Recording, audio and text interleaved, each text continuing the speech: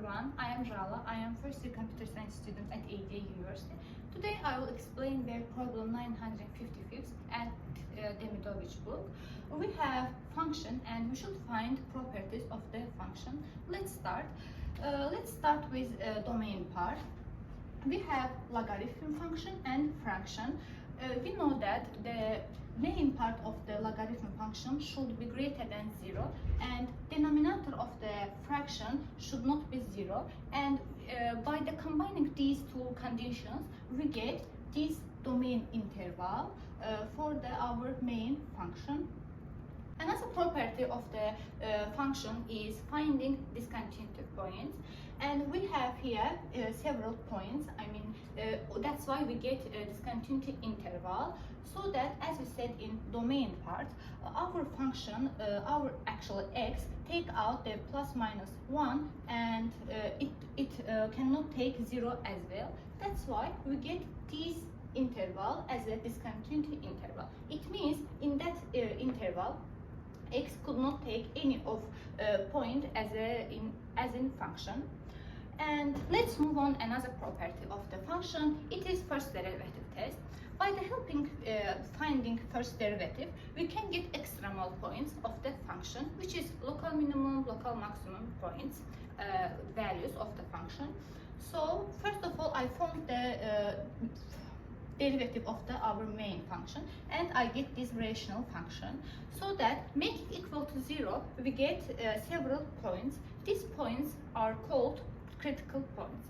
But in that case, we have 0 and plus minus square root of 2.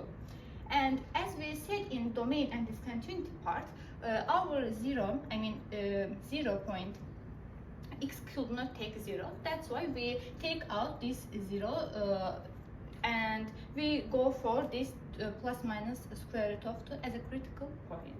And we draw the x-axis, put our x's here, and we get signs of first derivative.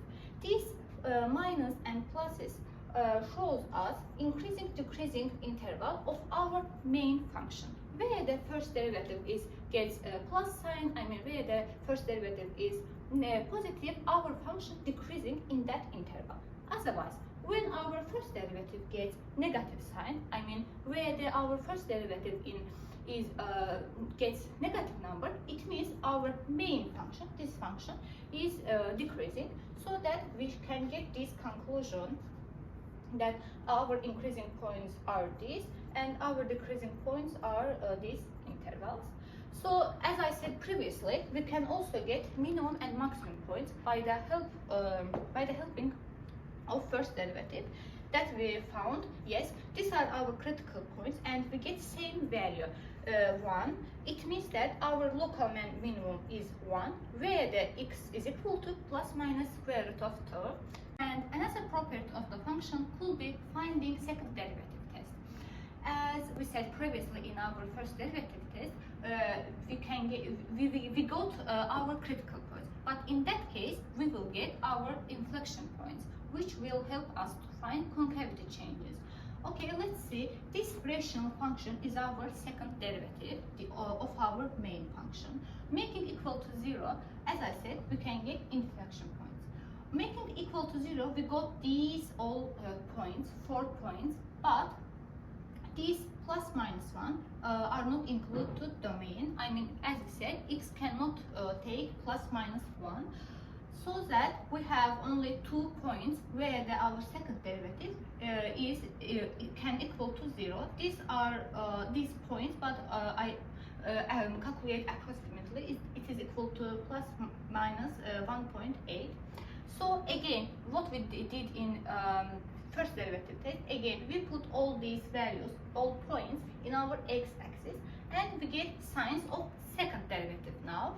So where the second derivative gets plus, where the second derivative have a positive value, our function concavity is changed to up.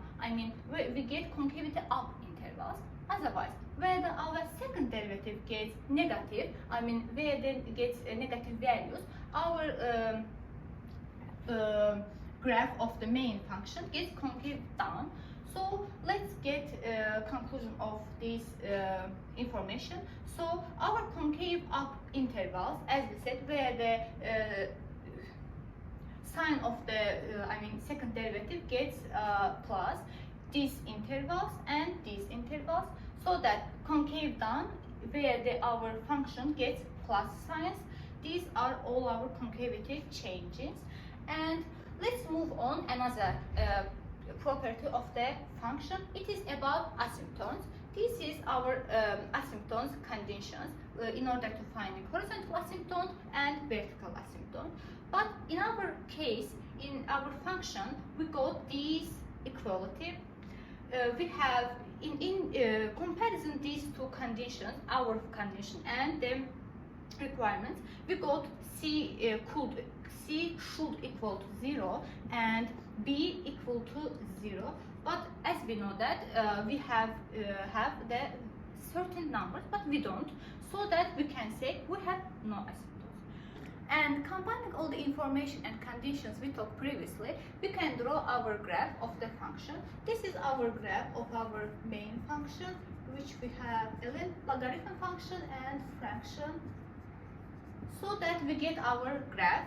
In a graph, we have minimum point, which is 1, and point where our function gets its minimum value, 1. And additionally, we have that we talk in the second derivative test, we have inflection points where the concavity changes up to down and down to up. Thank you for watching and thank you for attention.